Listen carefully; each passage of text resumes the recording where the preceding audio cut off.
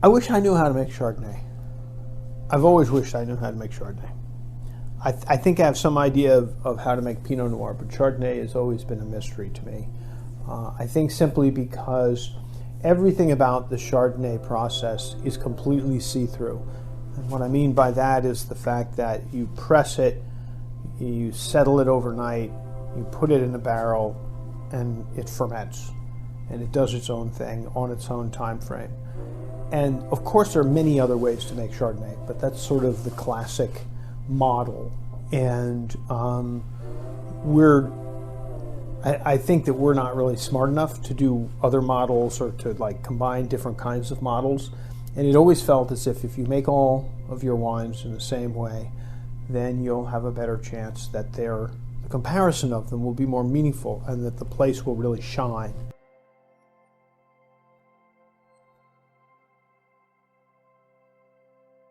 Mays Canyon was the first Chardonnay vineyard we began working with back in 1993, so one of our original vineyards that year, first year that Littorai was founded. And this site is located in a part of the Russian River which is no longer a floodplain. So the floodplain is further east, and Mays Canyon lies in the part of the Russian River that flows through the mountains to the Pacific Ocean at Jenner. And the site's about 450 feet in elevation and about 8 miles from the coast. It's the site of Porter Bass Vineyards. We called it Mays Canyon because that's the name of the road. And we love the name. It sounds very evocative to us of some place you might never find, lost in the haze or the maze. But so it was very important to me because Sue Bass is one of the longest term women wine growers and vineyard owners that I know of in Sonoma County. And she's been doing, they bought the site in the late 1970s, and Sue has been farming it ever since. The Chardonnay was planted in '83, so it's mature vineyards, it's no longer a young site. And it's been a vineyard since the late 1800s, and what's really beautiful about this site is it's very unexpected. In other words, you are deep in the redwood forest, and you turn onto Mays Canyon Road and begin climbing up a gentle rise, and then all of a sudden you get to the top of the hill, and on both sides of the road, both left and right, is this beautiful, very sort of organic-looking, healthy vineyard, which was originally planted in the 1800s by an Italian family. And the wines, we often talk about the wines as having a little bit more of a graciousness in the entry on the palate. They're a little softer, they're pretty, they're delicate, they have often a citrus or lime quality to them. Charles Heinz Vineyard lies almost due south, about 5 miles from Mays Canyon. Higher elevation, 800 feet in elevation, and instead of being north-facing, it's a gently rolling plateau, a half mile east of Occidental, about 7 miles from the Pacific. And this site also was actually planted in 1983, same time as Mays Canyon. And the Heinz family has owned this ranch for several generations, and Charlie is the current generation farming it and has been there for a long time. Totally different personality from Sue. Charlie is has been farming his whole life and is, how would I describe him? I think of him as being a no-nonsense farmer. That's the way I think about Charlie. So he's seen the good times and the bad times in terms of crops and the wine business and everything else.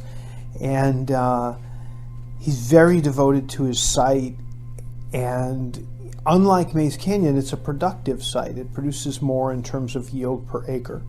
So it's a site where we usually drop crop almost every year, and the vines are more vigorous. They produce more, as I just said, and I think of the wine as being more driven by aromas of pear blossom or fresh pear flesh.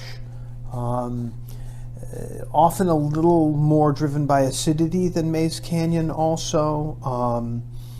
The wines need several years to really come around in my mind. Maybe the most consistent of our sites in terms of its ageability every year, and maybe that's this fact that it's on a rolling plateau, really great sun exposure, so a long day, and as a result, I think it probably does better in and year out compared to either Mays or Tiriot. Tiriot is the last of, well, not the last, but the third of the important Chardonnays we make in terms of volume. This is west of Occidental, about 4 miles southwest of Charles Heinz, a ridge about 1,000 feet in elevation. And this faces south. It's the cooler side of the hills around Occidental. And yet the vineyard's protected from the northwest winds and fog by the ridge on which it sits. And when we first came to this site, it was not producing yet, and we had begun working with Cam Tiriot, who owned it with his wife Bridget, and Cam was planting Chardonnay. I said, sure, we'd love to plant some Chardonnay. And I looked at the site, and I liked it. It's a fairly deep gold ridge loam, and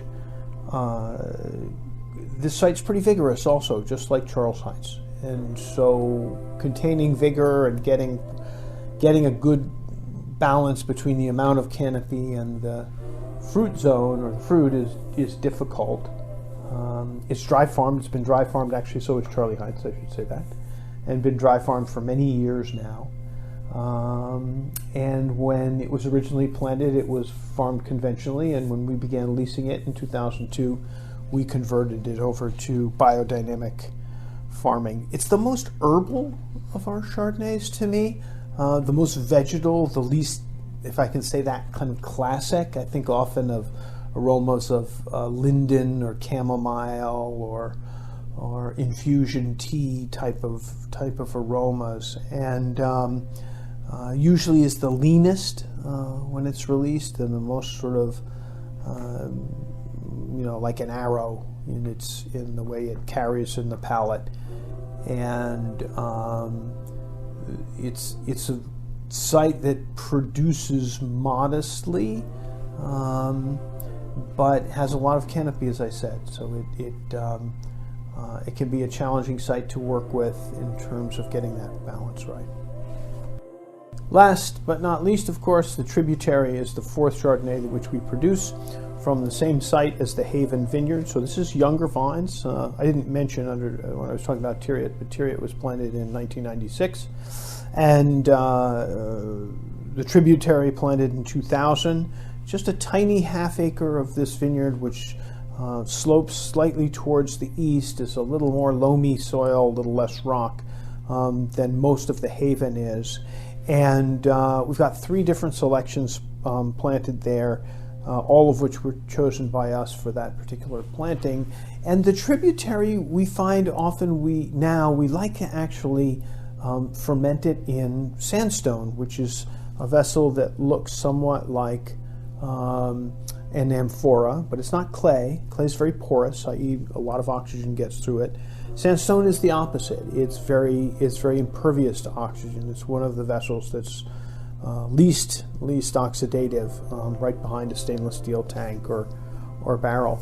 And it seems to give this wine a lovely lift. But the way I would describe the Tributary is that it has some of the weight of Charles Heinz, but often the acidity of Tiriot. And it's a wine that can taste like almost the best of all 3 of the sites. And what I mean by that is it can have a little herbal quality sometimes, but it's always got some of the more jasmine floral type of tones, and some of the lime tones also. And this wine always has great length and great persistence. So it's very much sort of the best expression of what I think we can do in terms of Chardonnay.